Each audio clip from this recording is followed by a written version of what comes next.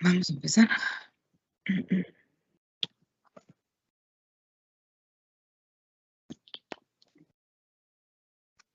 Tengan todos ustedes muy buenos días. Les damos la más cordial bienvenida a este evento sobre la modificación integral al reglamento de la prestación de los servicios de la IA. Para el día de hoy tenemos el tema número 1, denominado como generalidades y prestación de servicios. Mi nombre es Gabriela González y voy a estarles ayudando en lo que es la moderación. Formo parte de la Dirección de Sostenibilidad del Servicio. La mañana del día de hoy vamos a dar unas indicaciones generales sobre el evento.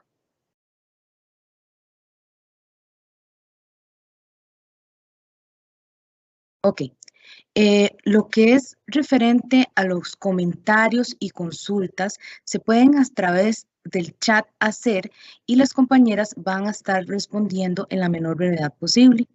Se les recuerda que se estará grabando esta sesión para todas aquellas asadas que hoy no pudieron asistir. La mañana del día de hoy nos acompañan la licenciada Sonia Guevara y la licenciada Yesenia Villalta. Les damos la más cordial bienvenida y les agradecemos por la exposición del día de hoy.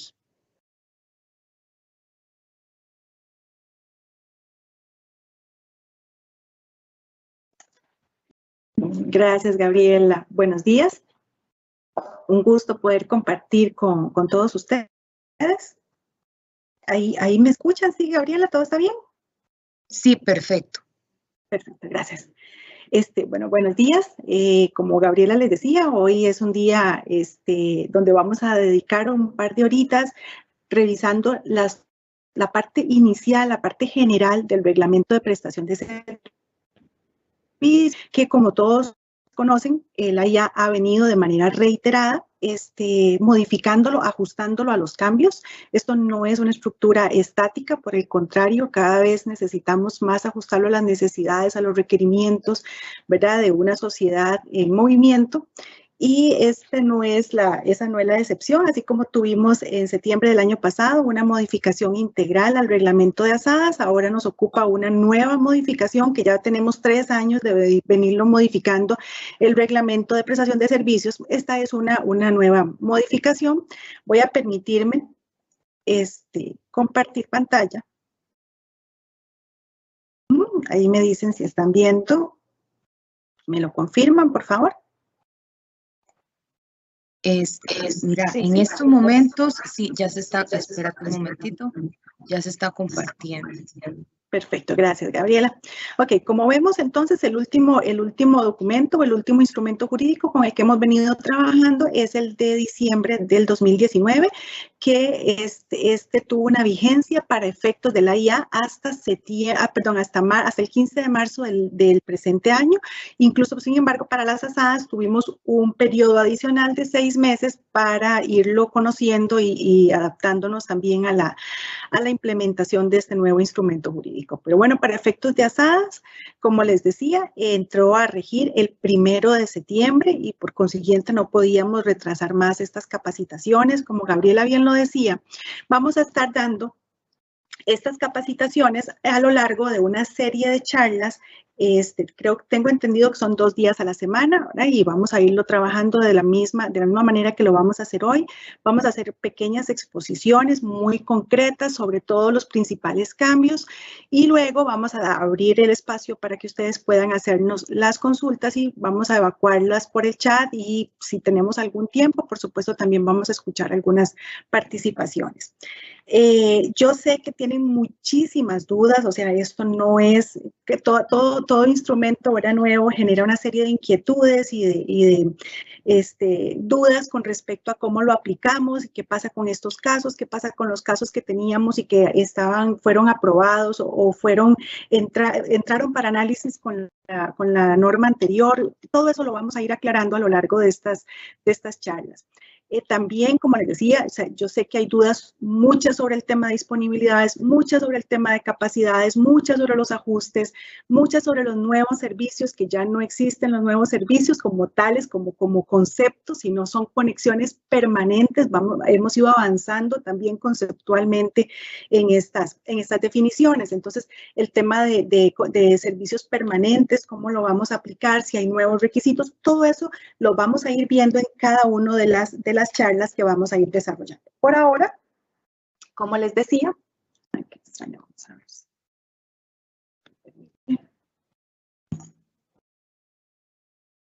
Así.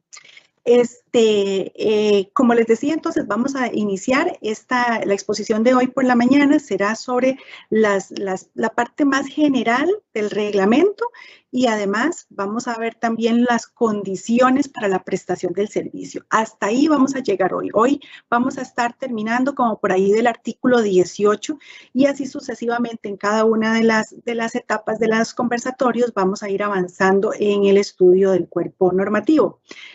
En este tema de generalidades es importante decirles que se reformuló la redacción de la mayoría de las definiciones y se incorporaron y eliminaron conceptos, examinando también los requerimientos del articulado. Como les decía, entonces tenemos muy nuevas definiciones. Vamos a ver incluso las principales que son para nosotros absolutamente esenciales, que tengamos muy claro cuál es la zona de cobertura de un operador, cuáles son las zonas, qué se entiende por una zona deficitaria, qué se entiende por una zona de influencia, qué se entiende por zona de crecimiento máximo. Son temas absolutamente novedosos.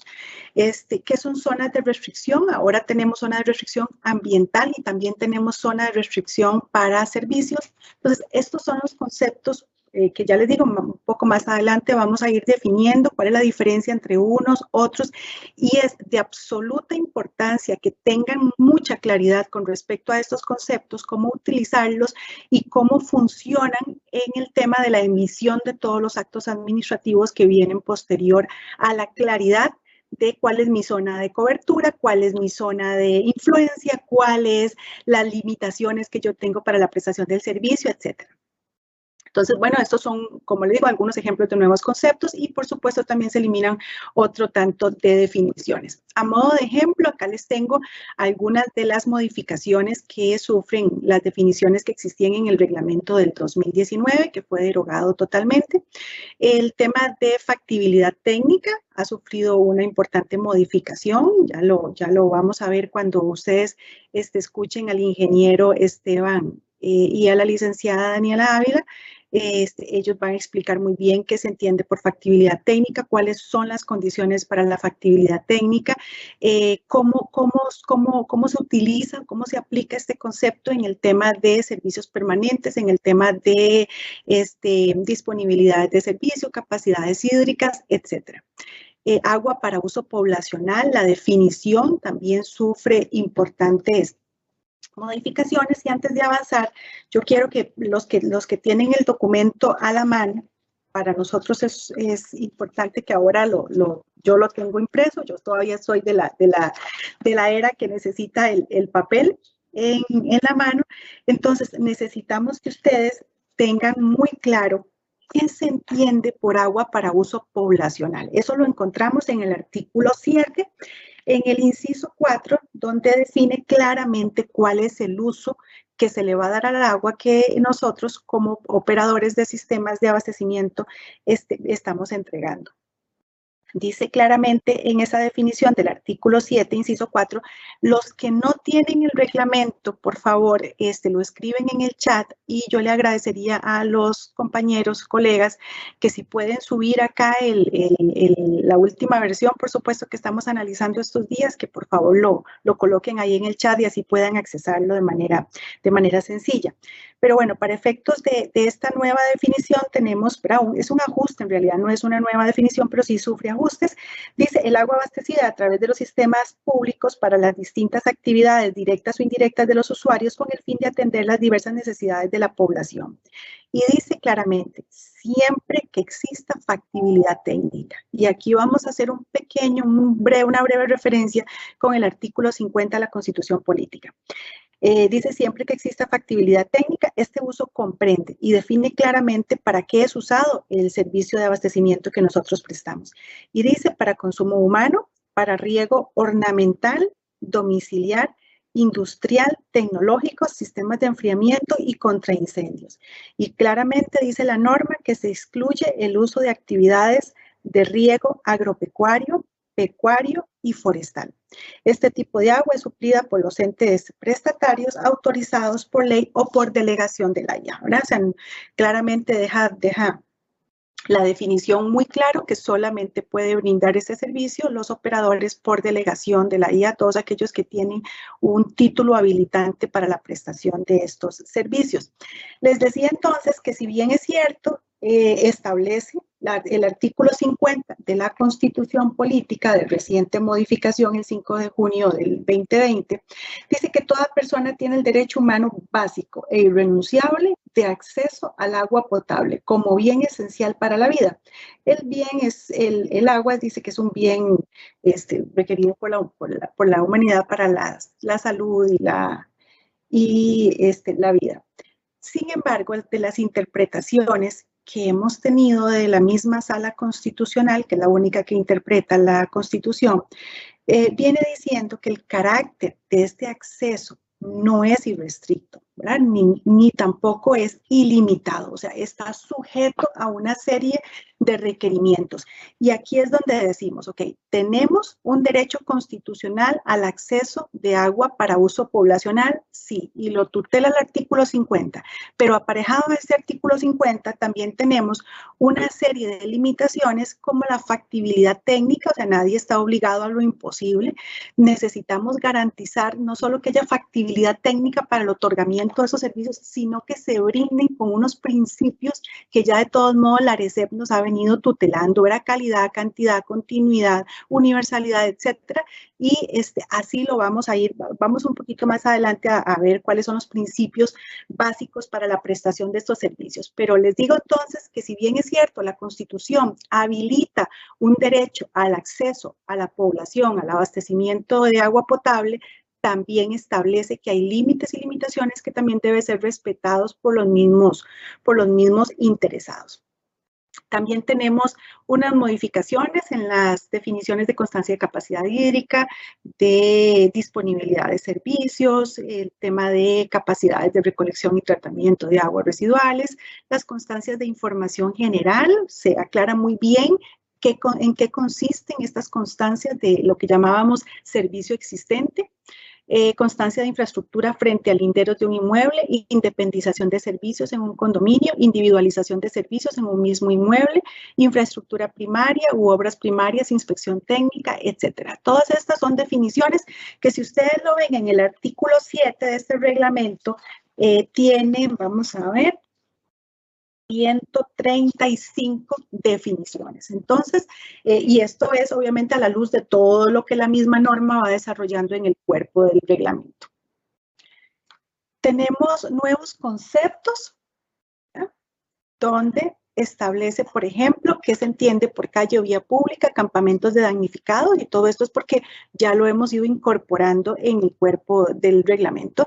¿Qué se entiende por caso fortuito? Constancias de recolección y tratamiento con inversión de obra pública, conexión de servicios de agua, conexión de servicios de saneamiento, conexión provisional para desarrollos urbanísticos, conexiones temporales, derecho de vía, desarrollador, diseño de sitio, finca filial matriz, y esto lo va a explicar en un momento la licenciada Villalta, ¿verdad? Que es todo el tema del abastecimiento en condominios, paso alterno de agua no autorizado, los famosos bypass, y permiso de descarga de aguas residuales, servidumbres, entre otros. Entonces yo de verdad los invito a que por favor dediquen un tiempo a revisar todas estas definiciones que nos aclaran muy bien cómo vamos a implementar el articulado del reglamento.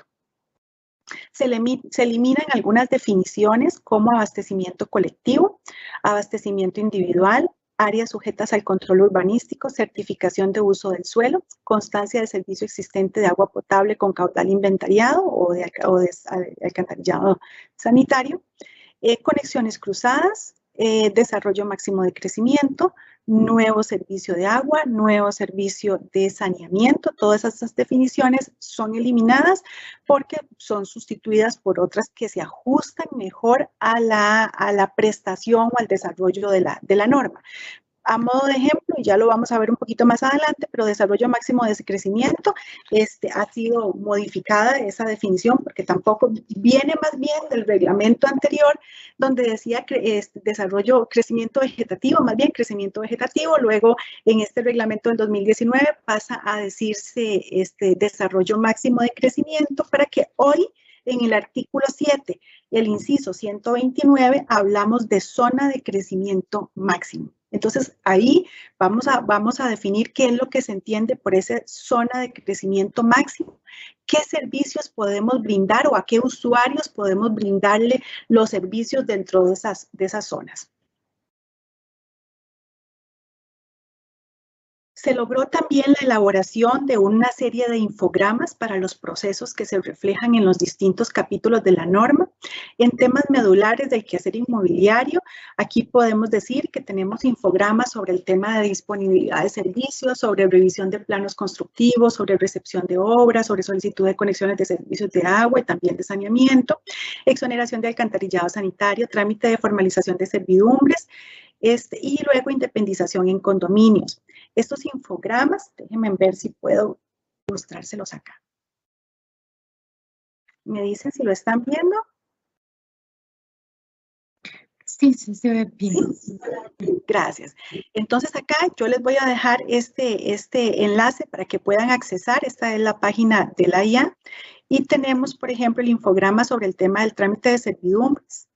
Vean qué buen esfuerzo han hecho los compañeros de la GAN, donde de manera muy gráfica, con un flujograma muy concreto, nos van diciendo todos los trámites que tiene que hacer el interesado para generar la constitución de una servidumbre que les habilita, por supuesto, les genera la prestación del servicio. Vamos a ver.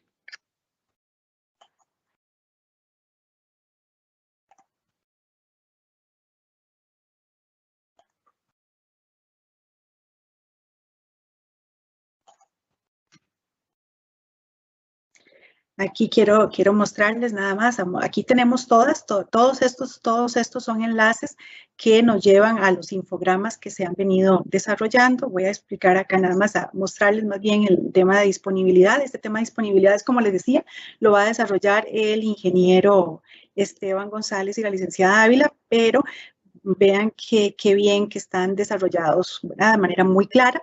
Nos explica claramente dónde se presenta la solicitud, ¿verdad? Aquí para efectos de la IA en la plataforma de servicios, también a través de la línea 800 y por supuesto en la plataforma de la APC del Colegio de Ingenieros.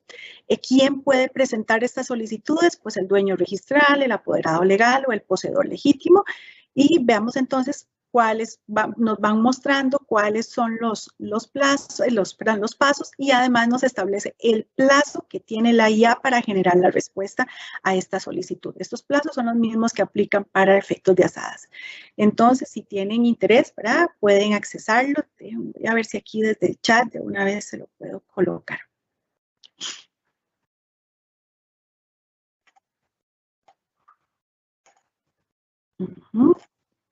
Ok, aquí les dejo, acá les dejo en la pantalla, en el chat, el enlace para que puedan ingresar los que lo tengan a bien a estos infogramas que la verdad es que resuelven muchísimo y aclaran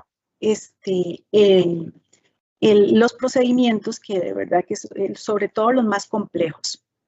Sonia, disculpa. Sí, claro. Lo pusiste en el chat interno, voy a entonces a publicarlo. Ah, bueno, muchas gracias, Gaby, te lo agradezco.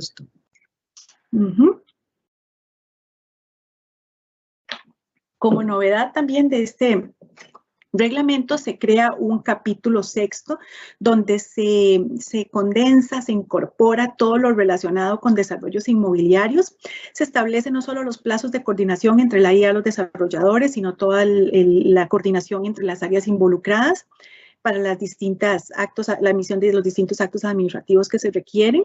Se define cuáles son todas las actividades que tienen que ver con desarrollos inmobiliarios y también todo el tema de inspecciones y de recepción de obras, etcétera. Vemos entonces que este capítulo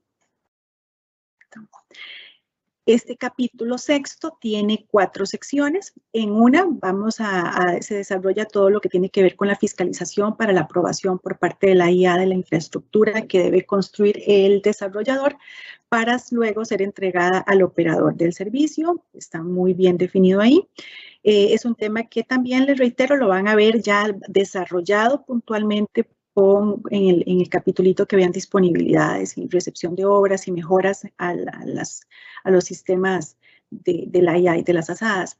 La sección segunda, vamos a ver las potestades de la IA y las obligaciones, por supuesto, del desarrollador que ha aceptado hacer inversiones en obra pública. La sección tercera establece todo lo relacionado con los servicios provisionales para el abastecimiento de proyectos de desarrollo inmobiliario, todo lo que tiene que ver con servicios para la generación de las disponibilidades o la construcción de las obras primarias. Y luego la sección cuarta habla de la recepción de las obras primarias y, por supuesto, una vez recibidas las obras primarias, luego se recibe también el proyecto como tal a cargo del Departamento de Urbanizaciones de la IA. Y luego, también ya viene a partir del 60 y, vamos a ver, actualmente, ahora como esto nos varía, a partir del 67 del nuevo reglamento de prestación de servicios se habla de lo que conocíamos como nuevos servicios, ahora son conexiones permanentes o servicios permanentes, se desarrolla a partir del 67.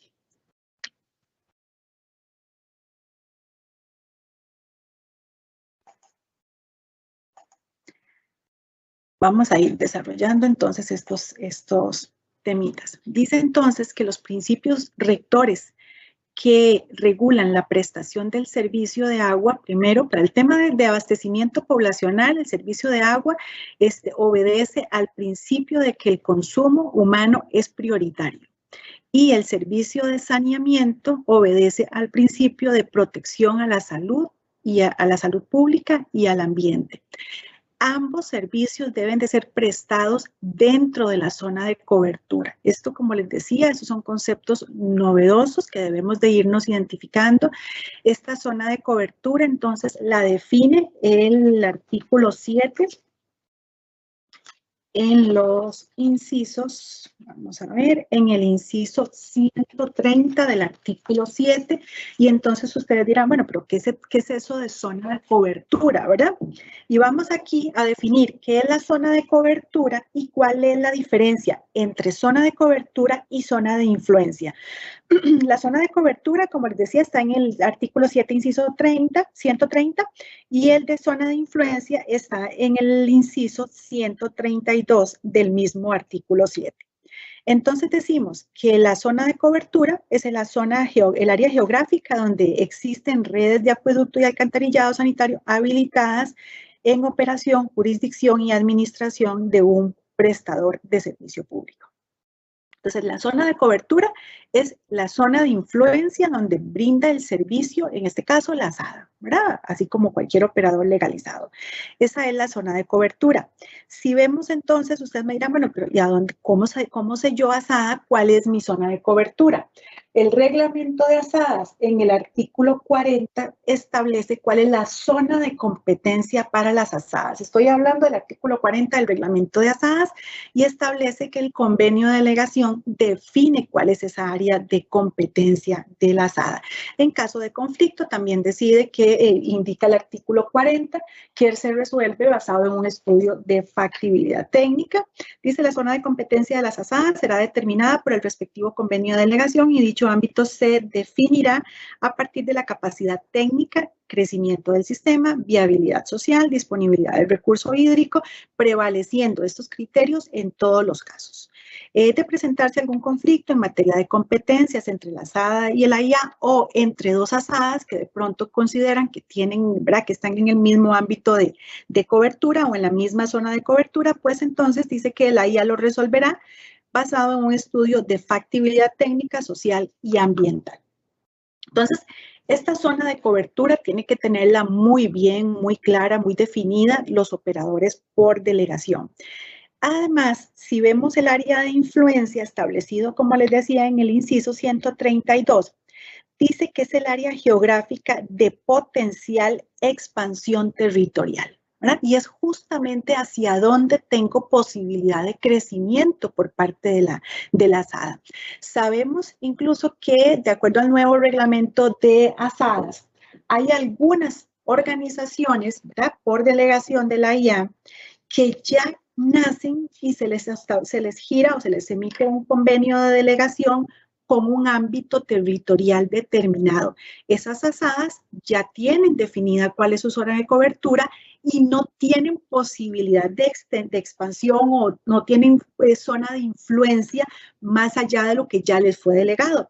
Esas operadores están, o esa norma, esa figura jurídica de ASADAS con convenio de delegación limitado a un ámbito territorial, está en el artículo 99 del reglamento de ASADAS.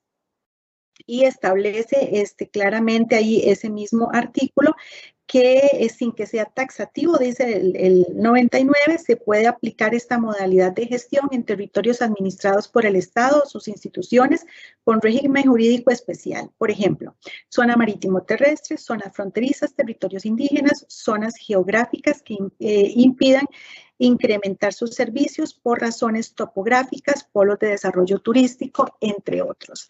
Entonces, veamos que en este tipo de delegaciones, la ASADA entonces nace con una zona de cobertura definida, pero reitero, sin zona de influencia, porque su crecimiento es nulo.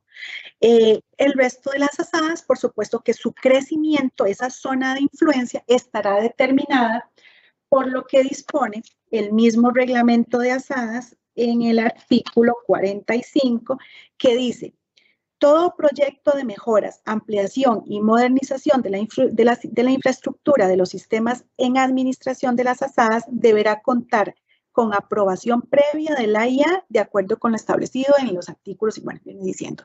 Pero entonces veamos que esta zona eventual de influencia tiene que ser aprobada por el IA, porque toda mejora, ampliación o modernización tiene que ser previamente aprobada con fundamento en el artículo 45. Entonces, hasta aquí vamos, espero que estemos absolutamente claros, porque les digo, esto es, para nosotros es sumamente importante, porque esto define la competencia y la capacidad del operador de brindar servicios en una zona determinada. Entonces, tendríamos la zona de cobertura, reitero, es el área donde tiene servicios actualmente y donde el convenio de delegación le permite operar y prestar esos servicios, y el área de influencia para aquellos operadores que tengan posibilidad de crecimiento, porque el convenio de delegación lo permite, entonces tendrían una posibilidad de ir ampliando, ir desarrollando sus redes, ir ampliando su zona de cobertura.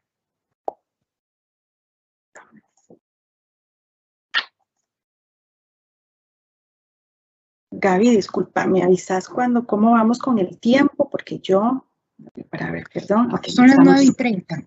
Perfecto, muchas gracias. Sí, para darle tiempo también, porque la compañera también tiene que exponer. Ok, vamos con las condiciones técnicas para la prestación del servicio. Ok, más bien, perdón, voy a adelantarme un poquito para ahora que estamos viendo el tema de las zonas de influencia y de cobertura, vamos a ver también qué se entiende por zona de restricción y zona deficitaria. Ya vimos los conceptos más sencillos. Entonces, la cobertura es lo que opero y la influencia es lo que yo puedo crecer, la posibilidad de expansión. Ahora vamos a ver los términos más restrictivos, si se puede decir. Estos términos restrictivos, el más restrictivo de todos, son las zonas de restricción de servicios o la zona de restricción ambiental. Estos dos términos están definidos en el inciso 134 y en el inciso 135 del artículo 7 del reglamento. Y nos dice entonces que en estas zonas no se puede brindar servicios, ¿ok? Estoy aquí en estas zonas de restricción. Estos incisos, el 134 y el 135, están desarrollados muy bien en el artículo 10 del mismo reglamento de prestación de servicios.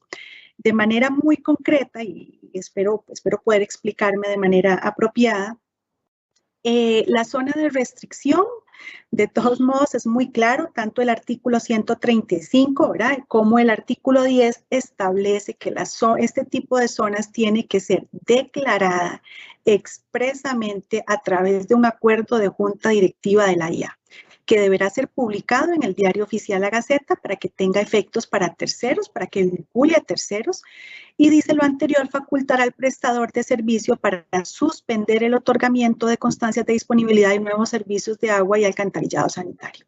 Entonces, esta zona, ¿verdad?, de restricción de servicios, dice el artículo 135, es aquella zona en donde las condiciones hídricas o hidráulicas de los sistemas existentes, ¿verdad?, impiden atender la demanda, la expansión o la prestación óptima de los servicios debido a la falta de capacidad hídrica, hidráulica o de recolección o saneamiento.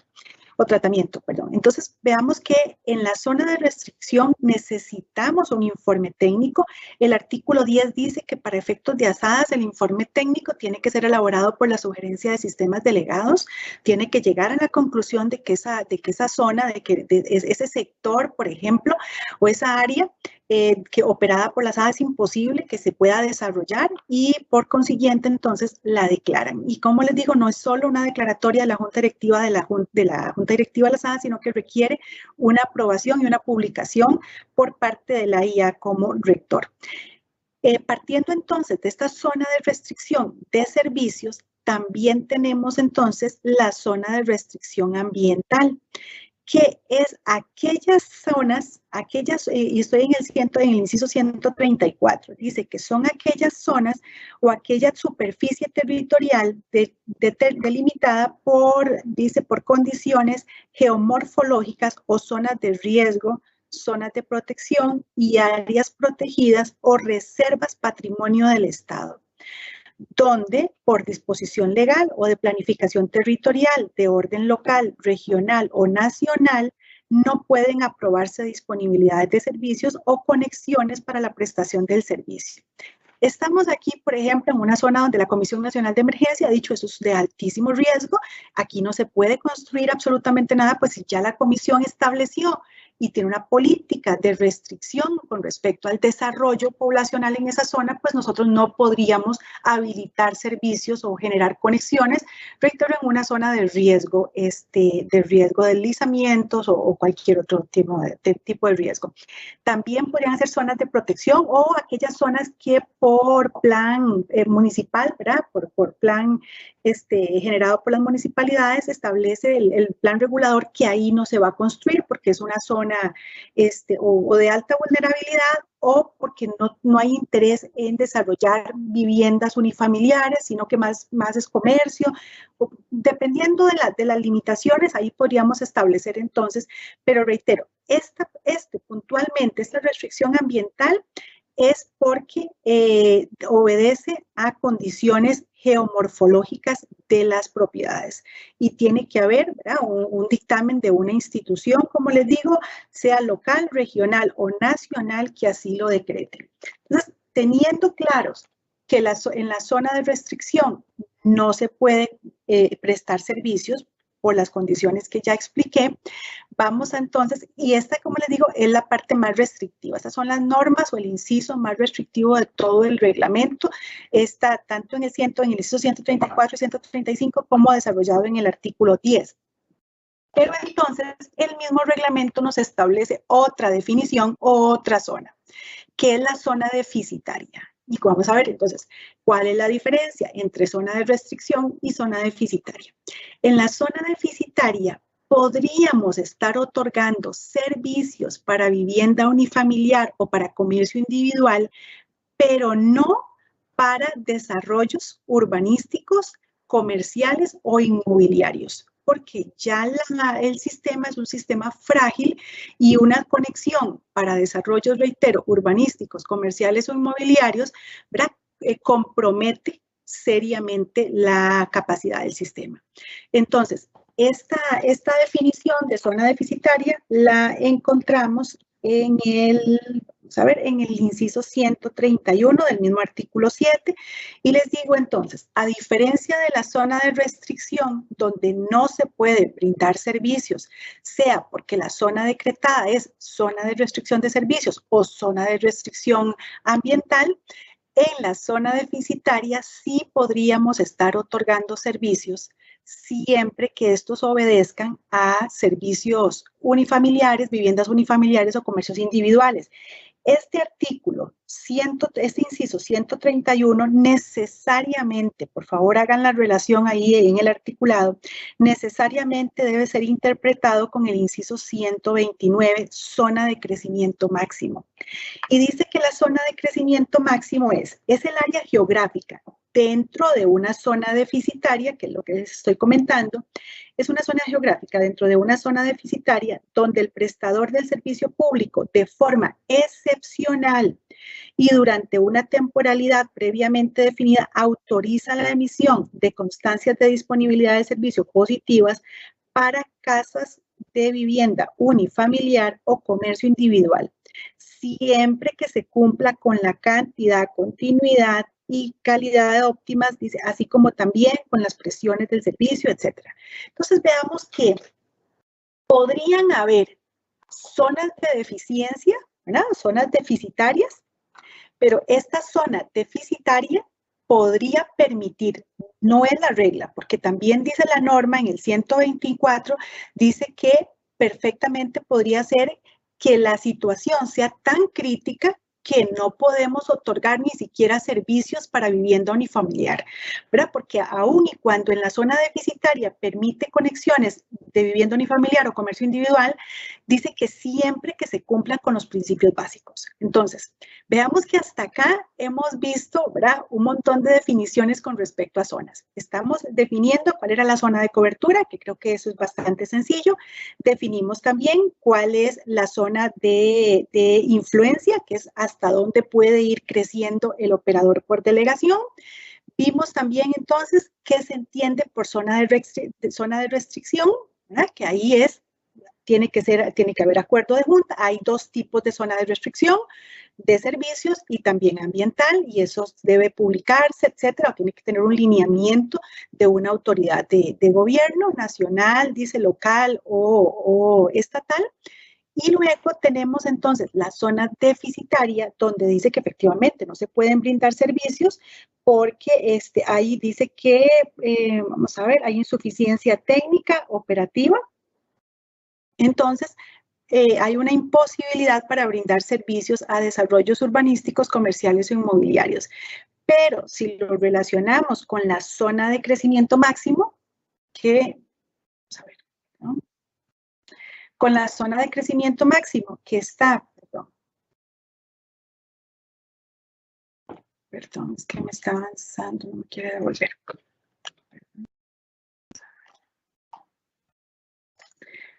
Ok, les decía, perdón, que la zona deficitaria debe ser interpretada, ¿verdad?, a la luz de lo que dispone el artículo 129 sobre la zona de crecimiento máximo, y ahí podríamos estar en una zona deficitaria basado en el concepto de zona de crecimiento máximo, podríamos estar brindando servicios siempre que las condiciones para la prestación de servicios se cumplan, calidad, cantidad, continuidad, prestaciones óptimas, etcétera. Okay, hasta acá espero que esté claro. Nada más a modo de generar la diferenciación en la zona de restricción, ¿verdad? Se limitan absolutamente la prestación de servicio, se imposibilita, por supuesto, la atención de una zona de influencia determinada y, por supuesto, que por ser un acuerdo de junta, ¿verdad?, si es la zona de restricción podría estar definida por una temporalidad mientras se generan disponibilidades en la zona o mientras que exista capacidad en la zona, en capacidad en el sistema, ahora en una zona determinada. Si es una zona de restricción ambiental, es bastante difícil que sea superada en el tiempo, ¿verdad? Porque la zona, una propiedad del Estado, ¿verdad?, una zona de riesgo o una zona de protección, un área de protección, etcétera, no se supera con tanta facilidad. Y luego, por supuesto, que las zonas deficitarias, como lo decía, la vamos a relacionar con el 129 sobre las zonas de crecimiento máximo, ahora lo que dispone y cuándo se puede otorgar dentro de esas zonas de disponibilidades. o conexiones permanentes. Y por supuesto que en ambos casos siempre tiene que haber, ¿verdad? Cualquier informe que determine una zona de restricción o una zona deficitaria tiene que estar fundamentada en criterios técnicos y científicos que garanticen certeza también a la ciudadanía. Vamos acá.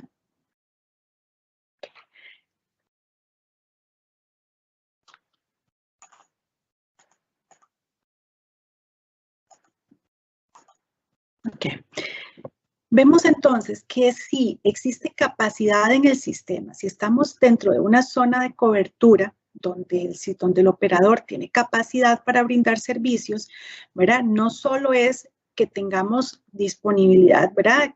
Capacidad hídrica, capacidad hidráulica en el sistema, que cumpla con las normas urbanísticas. Todo esto estoy acá leyendo lo que dispone, lo que se establece como factibilidad técnica en el inciso 12, que se cumpla con las normas ambientales, con las normas también urbanísticas, etcétera, sino que también el operador tiene que garantizar estos parámetros: calidad, cantidad, continuidad, confiabilidad, igualdad, acceso universal, eficiencia, oportunidad, sostenibilidad y enfoque de derechos humanos. Pero veamos que todo esto son complementarios, o sea, no podemos solamente enfocarnos en enfoque a derechos humanos y decir el artículo 50 prevé la disposición de que toda vida humana, ¿verdad?, es importante y por consiguiente debe tener acceso al abastecimiento poblacional. Bueno, pues, pero ¿qué pasa con ese derecho que tiene ese ciudadano en relación a los que en esa comunidad ya disfrutan del servicio, y de generar esa conexión va a venir en detrimento de la prestación del servicio o va a generar una falta de sostenibilidad o va a debilitar todo el sistema que tienen de prestación del servicio el mismo sistema? El artículo 12 establece de manera muy clara, creo que acá no hay ninguna modificación, pero sí es importante reiterar que de manera clara el artículo 12 dispone cuál es el orden de prelación en caso de que haya limitaciones, ¿verdad?, que haya un acceso restringido a la prestación del servicio. Entonces, ¿cuáles son los criterios que prioritariamente se le debe dar atención en el abastecimiento poblacional?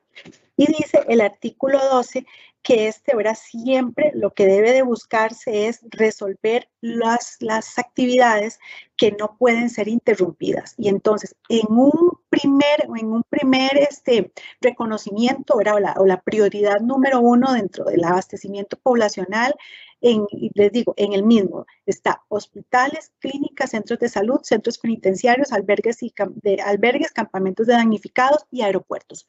Todos estos están en el inciso A del artículo 12 como punto número 1. O sea, si yo tengo limitaciones en la prestación del servicio, mi prioridad debe ser el abastecimiento a estos centros donde hay, ¿verdad?, hay muchísima gente, hay un requerimiento, ¿verdad?, especial, y sobre todo no puede ser suspendidos. Entonces,